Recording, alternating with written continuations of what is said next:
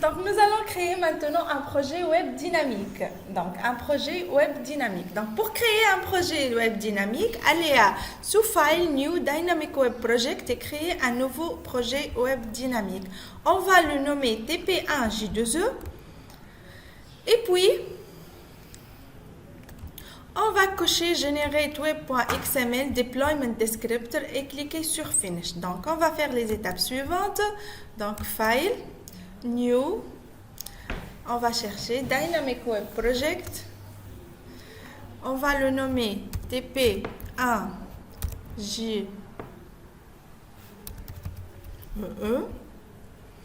Next. Next. On va cocher Generate Web.xml. En fait, Web.xml, c'est le descripteur de déploiement. On va l'utiliser tout à l'heure.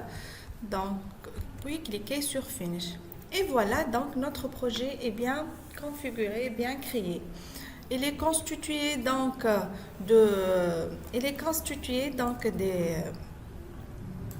des folders suivants, donc Java Resource, Web Content. Java Resource, elle va contenir nos classes Java. Web Content, donc elle va contenir nos pages HTML, GSP, etc. Et CSS, elle va contenir aussi le web.xml qui est le descripteur de déploiement de notre projet. D'accord? Ensuite, donc, le projet est bien généré, comme je viens de vous dire. Il est constitué des dossiers suivants, le source, le web content et le web inf qui contient le fichier web.xml. D'accord. On continue. Donc maintenant, on va créer une servlette. Donc, c'est quoi une servlette?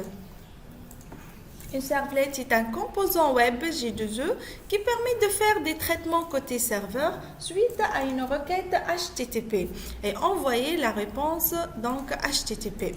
Une servlette est une classe Java qui hérite de la classe HTTP servlet, d'accord, et qui redéfinit ses méthodes comme doGet, doPost. Nous avons vu ça au cours de l'architecture logicielle, d'accord. Donc, un client, il envoie une requête HTTP de type GET, la servlette donc utilise sa méthode doGet. S'il envoie une requête HTTP de type POST, il renvoie donc la servlette utilise donc sa méthode de type doPost, d'accord? Et puis elle lui envoie une réponse sous forme HTML. Donc la première étape consiste à la création d'une classe Java. D'une servlette, d'accord? Une servlette, c'est une classe Java. Donc, dans Java Resource, créer sur nouvelle classe et on va créer donc notre classe First Servlet dans le package web. D'accord? Donc, on va créer notre classe First Servlet dans le package web. Donc, voilà TP1, Java Resource, on va faire New class. On va créer donc la classe First Servlet dans le package web. D'accord. Donc Finish. Donc on a créé le package web. Finish. Donc notre classe First Servlet. Donc on va voir son code. Elle appartient au package web. D'accord. Donc, elle hérite de la classe HTTP Servlet. Donc, on a dit qu'une servlet est un composant HTTP qui reçoit une requête HTTP, est un composant Java qui reçoit une requête HTTP. D'accord? Donc, elle hérite de la classe HTTP Servlet. Donc, elle va redéfinir la méthode doGet. doGet parce qu'elle a reçu une requête HTTP de type GET. D'accord? Donc, la méthode doGet a deux paramètres, donc le request qui est de type HTTP Servlet Request et response qui est de type HTTP Servlet Response. Donc, qu'est-ce qu'elle va faire cette servlette? Donc, elle va créer un attribut, une variable string non qui va contenir le paramètre non. Request.get paramètre non. Donc la requête HTTP, elle va envoyer le nom. Donc servlet, elle va prendre ce paramètre et le stocker dans la variable non. D'accord? Puis elle va l'écrire donc printWriter out response.getWrite. Donc vous voyez dans une requête, dans une servlette, on peut écrire du code HTML. Donc on a dit que la réponse elle est sous forme d'une page HTML. Donc on va créer cette réponse qui est sous forme de page HTML. Donc on va créer cette page HTML. Une page HTML comme vous savez fait donc le HTML ou le body. Donc puis on va écrire la variable nom entre H1 et H1 comme titre, d'accord? C'est ça donc ce qu'elle fait notre servlette, d'accord? Ah, on va le faire. Oui.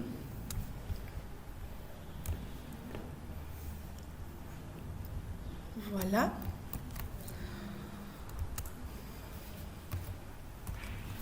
Non, voilà, donc notre servlette est bien créée.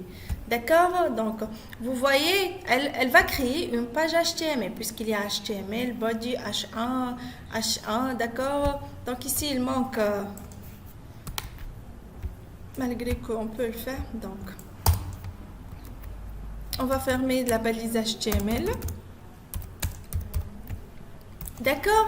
À l'étape suivante, donc, ensuite, donc, après avoir créé cette servlette, on va le déployer donc sur le serveur. Donc, on va déployer donc la servlette dans le serveur web. Il y a deux étapes il existe deux méthodes pour déployer la servlette dans le serveur web. Soit en utilisant le fichier web.xml. Vous vous souvenez du fichier web.xml qu'on a coché, d'accord? Et soit en utilisant les annotations. Nous allons voir ces deux méthodes, d'accord? La première méthode, en utilisant donc web.xml.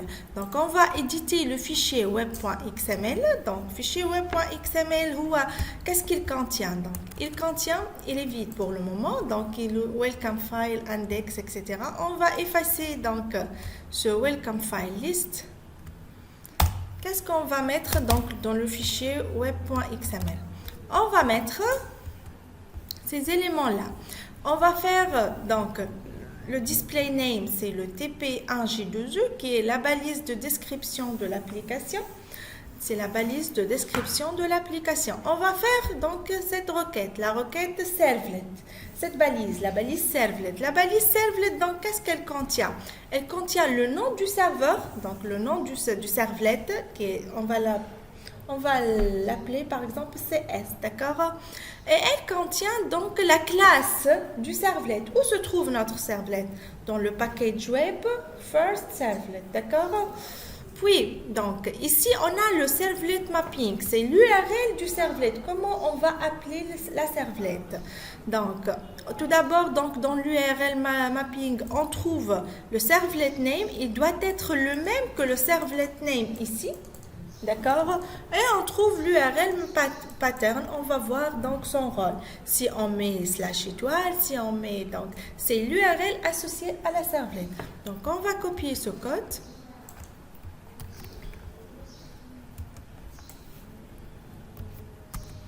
D'accord? On va enregistrer. C'est clair jusqu'à maintenant? Donc qu'est-ce qu'on a dit? On a dit pour déployer une servlette dans le serveur, on peut le faire par deux méthodes. La première méthode, c'est en utilisant le fichier web.xml. D'accord? On continue donc notre manuel. Enregistrer le fichier web.xml. Enregistrer donc. Je m'excuse. Enregistrer le fichier web.xml, ajouter donc le projet TD, donc TP1 J2E au serveur Tomcat, bouton droit sur le serveur, Add and Remove.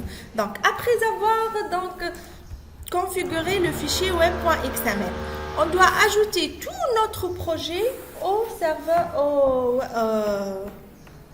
serveur Tomcat. Donc pour le faire, bouton droit, Add and Remove,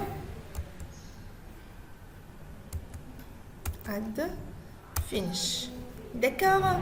Donc voilà, donc on a ajouté, si on clique ici, on trouve donc notre projet qui est déployé dans le serveur Apache Tomcat. Ajouter notre projet au serveur, après avoir déployé notre projet au serveur Tomcat, donc nous allons maintenant le tester. Donc, nous allons maintenant le tester. Donc, pour le tester, il suffit de cliquer, de taper cette URL sur le navigateur. 8081 concerne le port du serveur et ça, c'est le nom de notre projet. Donc, nous allons au navigateur, on fait localhost 8080. Il nous affiche nul. Pourquoi c'est nul? Parce qu'on n'a pas de... Qu'est-ce qu'elle va afficher? Elle va afficher, normalement, selon son code, elle va afficher donc le nom qu'on doit envoyer en paramètre. D'accord? Qu'on doit envoyer. Est-ce qu'on a envoyé un nom? Non. D'accord. Donc, pour envoyer un nom, donc comme vous avez fait PHP et tout, donc il suffit de mettre un point d'interrogation. Vous vous souvenez comment envoyer les noms dans une URL? Comment envoyer les paramètres? Nom égal, par exemple, Manel. D'accord. Et voilà. Donc, ça nous a affiché le nom. D'accord. Si je mets donc le nom, par exemple, Marwa. Et voilà. D'accord. Donc, on remarque que notre servlet est bien déployée sur le serveur. Elle reçoit la requête HTML, elle reçoit la requête HTTP, d'accord? Elle reçoit le paramètre nom et elle affiche comme on a demandé, d'accord? Donc, elle a affiché nul parce que, en fait, on n'a pas précisé le paramètre nom. Donc, on a ajouté le paramètre nom à l'URL en tapant donc point d'interrogation nom égale Manel, etc. Ça va nous afficher. Revenons maintenant donc à l'URL mapping. Revenons maintenant aux balises URL pattern. On va voir son intérêt. D'accord? Donc, c'est l'URL pattern du projet. Donc, si on change, par exemple, je vais mettre au lieu de web.xml, d'accord? Ici, étoile, il suffit de mettre TP1J2E, ça marche, d'accord? Si je mets par exemple TP1J2E slash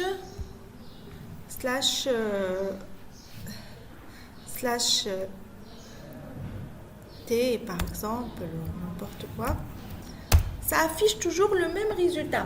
Quel que soit le chemin que vous mettez, slash étoile, ça affiche le même résultat. D'accord? Ça affiche donc la servlette qu'on a créée. D'accord? Si on veut préciser ce chemin, donc il suffit d'aller à URL pattern. Par exemple, je vais préciser l'URL. Donc, je vais faire par exemple /fs. J'enregistre. D'accord? Donc, il est synchronisé dans mon projet. Et ici, je vais rafraîchir la page. Donc,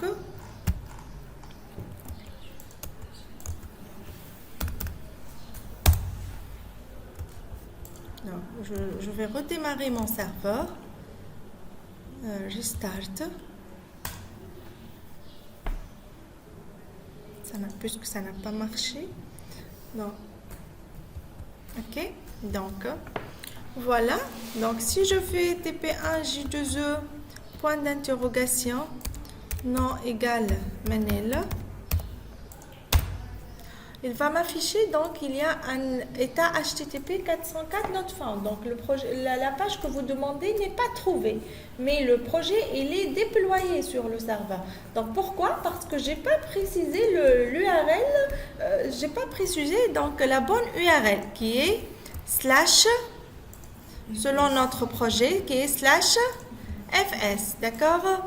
Donc slash fs. Et voilà, ça m'affiche Manel. D'accord?